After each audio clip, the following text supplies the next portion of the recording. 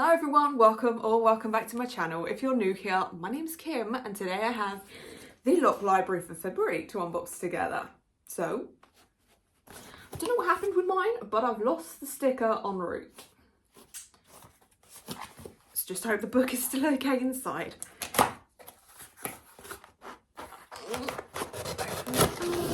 Oh, packing.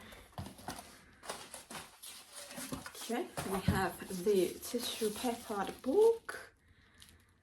Do love the tissue paper. I can't see any. I think she survived, even though that sticker did not.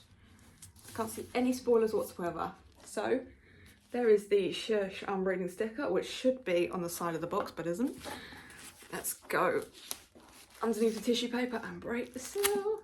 Find out what we got this. Ooh, that blue and that pink. Ugh. It is The Sirens by Amelia Hart.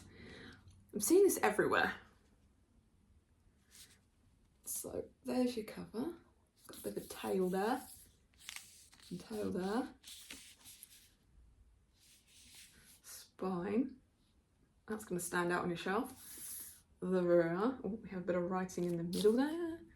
Sisters separated by centuries.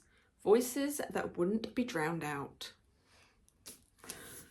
Shocking pink top of that and a black at the bottom with a blue ribbon bookmark. Yes, please. And the edge. Oh, that is beautiful. The blue on the pink. Love that. Okay. Underneath dust jacket. Nothing on the reverse. End papers are just like a weave design, front and rear. And then on that hardcover we have some foiling in blue, which says, "The sea gives, but it also takes." Too true, too true. Spine that with that key in the middle, Lock Library standard. Nothing on the rear. Okay, let's do a flick. Bugbear, Bugbear. Blank pages at the back. Okay, 366 pages with acknowledgements. Without the acknowledgements, 361. And we have a bound-in letter at the front there from our author with a signature. Very nice. Okay, let's pop it back in that dust jacket.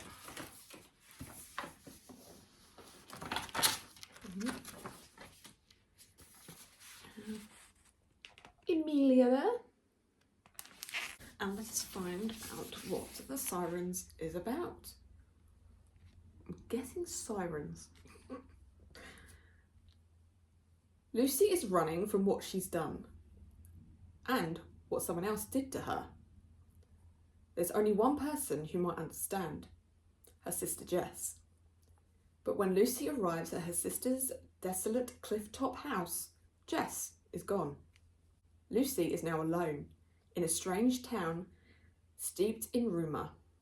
Stories of men disappearing without a trace. A foundling discovered in a sea-swept cave, and women's voices murmuring on the waves.